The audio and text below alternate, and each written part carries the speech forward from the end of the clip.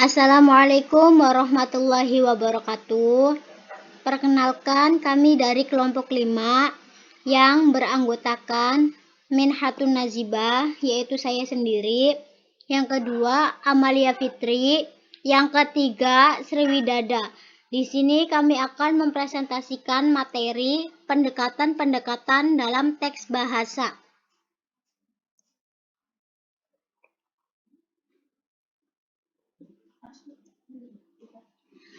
Terdapat 5 pendekatan dalam teks bahasa, yaitu pendekatan tradisional, kedua pendekatan diskret, ketiga pendekatan integratif, keempat pendekatan pragmatik, dan yang kelima pendekatan komunikatif. Yang pertama yaitu pendekatan tradisional. Adalah sebuah pendekatan pembelajaran di mana guru di dalam kelas menggunakan metode mengajar yang relatif tetap, monoton setiap kali mengajar. Pendekatan ini hanya menyampaikan materi pembelajaran di dalam kelas dengan metode pendekatan yang monoton dan relatif tetap setiap kali mengajar. Dalam pendekatan tradisional, tes bahasa diselenggarakan tanpa mengacu kepada teori kebahasaan tertentu sebagai dasar. Penerapannya tidak menuntut kemampuan khusus dalam bidang teks bahasa, sehingga siapa yang mampu mengajar bahasa dianggap mampu pula menyelenggarakan tes bahasa. Demikian pula penilaian yang dilakukan terhadap pekerjaan mahasiswa. Semuanya tergantung pada pendapat dan penilaian mengajar dengan segala unsur subjektifnya. Bahan yang digunakan dalam tes banyak merujuk kepada karya sastra dan bentuk tes yang banyak dipakai khususnya meliputi terjemahan atau menulis esai. Itulah sebabnya pendekatan tradisional ini sering juga disebut pendekatan esai dan terjemahan. Yang kedua, pendekatan diskrit.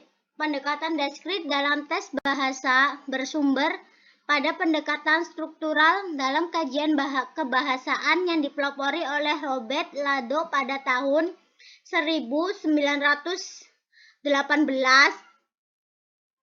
Dalam pendekatan struktural, bahasa dianggap sebagai sesuatu yang memiliki struktur yang tertata rapi dan terdiri dari komponen-komponen bahasa, yaitu komponen bunyi bahasa, kosakata, dan tata bahasa. Komponen-komponen itu tersusun secara berjenjang menurut suatu struktur tertentu. Dalam struktur itu, bagian-bagian kecil bersama-sama membentuk bagian-bagian yang lebih besar. Bagian-bagian lebih besar membentuk bagian-bagian yang lebih besar lagi. Dan demikian selanjutnya, sampai terbentuknya bahasa sebagai struktur terbesar, ditinjau dari arah sebaliknya. Pendekatan struktural menggambarkan bahasa sebagai sesuatu yang memiliki struktur, yang terdiri dari komponen-komponen yang dapat dibedakan dan dipisahkan satu dan yang lain.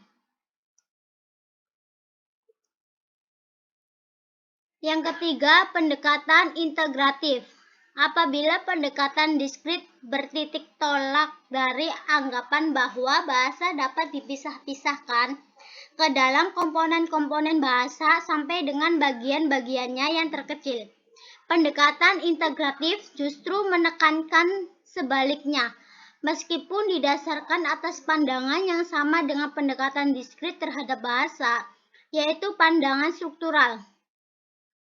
Pendekatan integratif beranggapan bahwa bahasa merupakan penggabungan dari bagian-bagian dan komponen-komponen bahasa yang bersama-sama membentuk bahasa.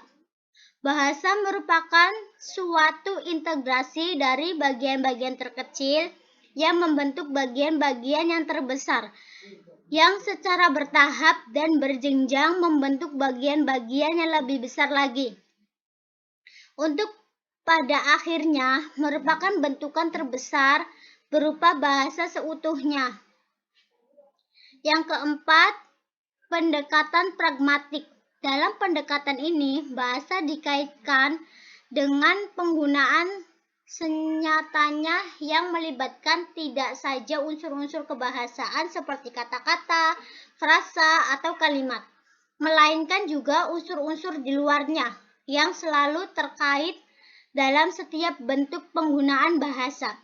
Pemahaman terhadap bahasa tidak semata-mata tergantung pada pemahaman terhadap unsur-unsur kebahasaan. Secara pragmatik, pemahaman itu ditentukan pula oleh pemahaman terhadap unsur-unsur di luar unsur kebahasaan.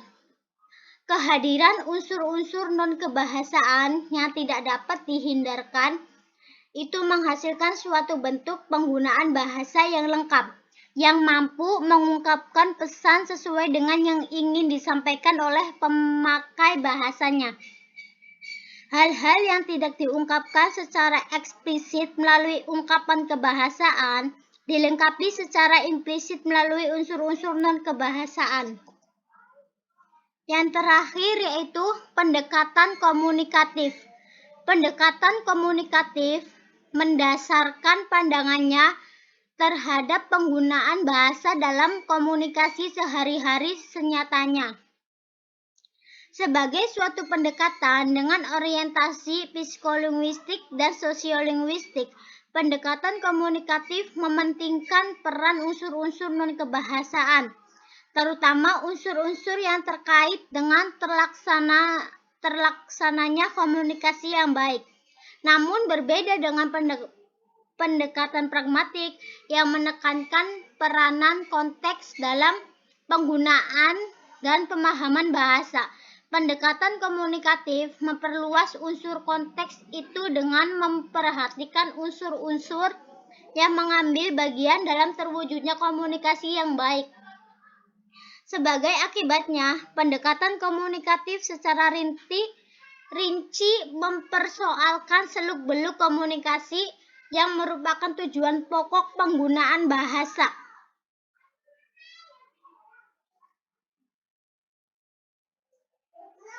Cukup sekian dari saya. Terima kasih. Kurang lebihnya mohon maaf. Wassalamualaikum warahmatullahi wabarakatuh.